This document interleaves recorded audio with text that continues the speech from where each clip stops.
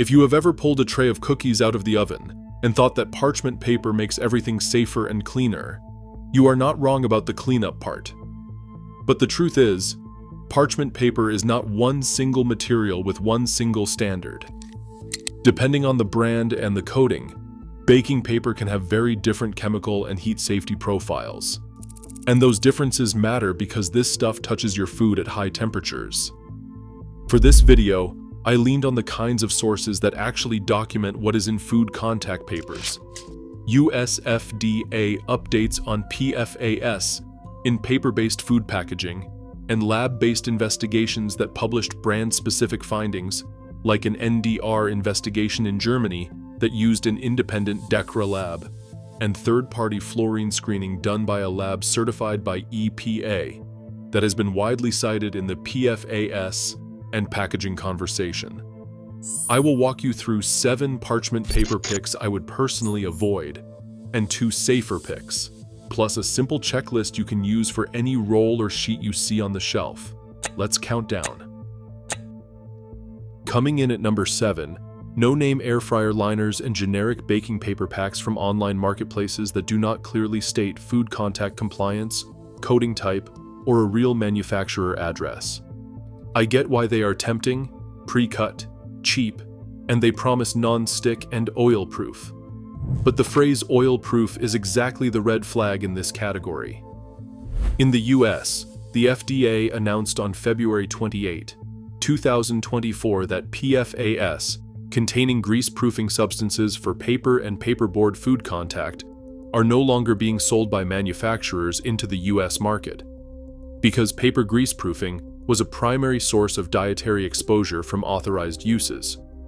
That does not mean every product you can buy today is automatically PFAS-free, especially if it is older stock, imported, or unlabeled. Practical takeaway: if a liner does not clearly say what it is coated with, typically silicone for true baking parchment, skip it and buy from a brand that actually discloses the basics. Number 6. Printed, colored, or custom printed parchment paper that is not explicitly designed and labeled for hot food contact. People love this for party trays, gift baking, and branding. But the risk is not the paper. It is what is printed on it. Food contact rules are extremely specific about what can be used where, and inks and coatings need to be suitable so they do not migrate into food. Migration risk goes up when food is hot, oily, or acidic, exactly what happens on a baking sheet. If you see cute patterns, logos, or do-it-yourself printed sheets, you need a crystal clear statement that the printed side is intended for food contact at baking temperatures. Practical takeaway: for anything going into an oven or air fryer, keep it boring.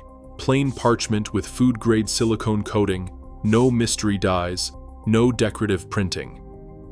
Number 5.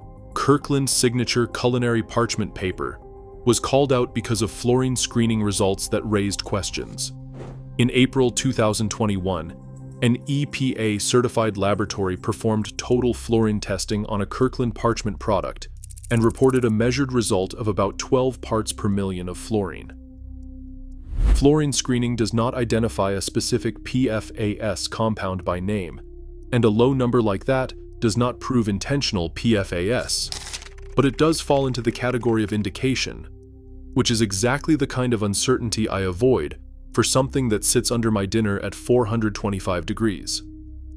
Practical takeaway: if your goal is minimizing potential fluorinated chemistry in your kitchen, choose parchment with non-detect fluorine screening or a truly transparent PFAS-free claim backed by testing, not a maybe it is nothing answer.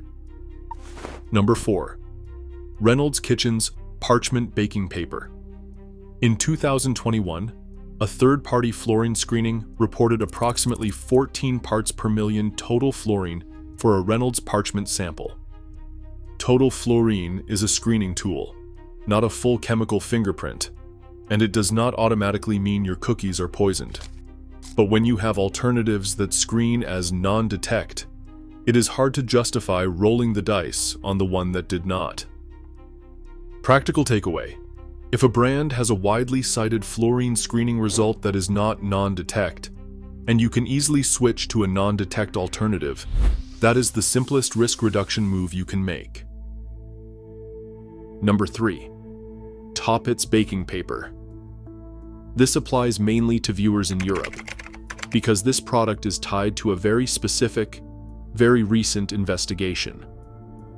In December 2025, German broadcaster NDR reported on testing performed by an independent DEKRA laboratory on multiple baking papers, including Toppits. According to that report, the lab detected PFAS from the fluorotelomere alcohol subgroup, called FTOHS, in all tested baking papers. Manufacturers responded that they do not use PFAS, and some cited their own testing. But the headline finding remains: an independent lab found FTOH-type PFAS in product samples. Practical takeaway: if you are buying baking paper in Europe and you see Toppits, look for updated, product-specific PFAS-free documentation from the company that matches the exact item on the shelf. Or choose a brand with stronger, clearer third-party verification. Number 2. Fredman baking paper is flagged for the same reason reported by NDR and DEKRA. The December 2025 reporting described PFAS of the FTOH subgroup detected by DEKRA laboratory analysis in Fredman baking paper. This is practical. Consumers are not chemists, and you should not have to be. If an independent lab report tied to a major consumer investigation says PFAS were found in your baking paper, that is enough for me to step away until there is a clear, verifiable explanation tied to current production lots. Practical takeaway: when a brand is associated with verified detection in a consumer investigation, do not argue with the role, replace it with a documented alternative. And number 1, Priva baking paper. In a December 2025 NDR investigation, Priva was described as having the highest PFAS findings among the baking papers tested. Priva is sold through discount retail channels, and that is often where people buy whatever is cheapest, because people assume it is just paper. But the point of that NDR report was that paper can still carry fluorinated chemistry, and the differences between brands can be meaningful. Practical takeaway: if you are in a region where that product is sold, Priva is the one I would most strongly avoid based on that reported testing, especially for high-heat baking, fatty foods, and repeated use. Alright, now let's talk about 2 safer picks. Safe here does not mean perfect. It means better signals, better transparency, and fewer credible red flags. First safer pick is If You Care Parchment baking paper. In April 2021, a laboratory certified by the Environmental Protection Agency reported a total fluorine screening with a non-detect result at approximately 9 to 10 parts per million detection limit for an If You Care parchment sample. That non-detect result is a strong, practical reassurance for anyone trying to minimize PFAS indicators in food contact paper. Beyond that, the brand is widely marketed as chlorine-free and often ties its sourcing to forestry standards, which is a separate issue from PFAS, but still part of a cleaner product picture. As a shopper, verify you have the actual parchment baking paper, that it is silicone coated, and that you stay within the temperature rating printed on the box, typically in the low to mid 400s degrees Fahrenheit. Our second safer pick is Catbite parchment paper, because it also appears in that same category of third-party screening with a non-detect fluorine result at the lab's detection limit.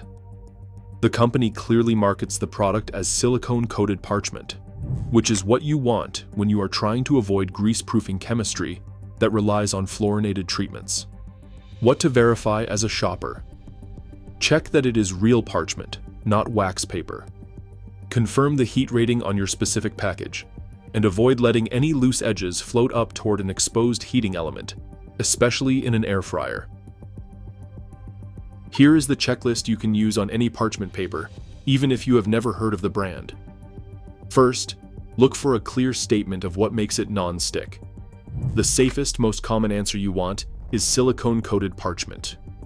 Vague claims like oil-proof, grease-proof, or non-stick coating without naming the coating are not your friend. Second, check the temperature limit and use it like a speed limit.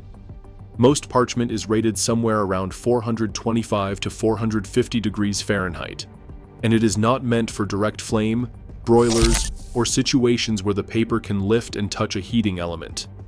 Third, avoid mystery imports and untraceable sellers for anything that touches hot food.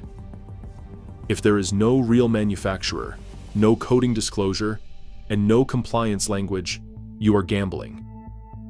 Fourth, do not treat decorative or printed paper like baking gear unless it specifically says it is designed for baking and food contact at high heat. Fifth, if PFAS reduction is your goal, pick products with a credible PFAS-free claim and ideally, third-party testing that comes back as non-detect for fluorine screening, rather than some was found, but maybe it is fine. If you want, comment the brand of parchment paper you are using right now, especially if you are in Europe and buying baking paper under different names. If this helped you shop smarter without the fear-mongering, subscribe, because in the next one we are doing another everyday kitchen staple that people assume is automatically safe until you look at the receipts.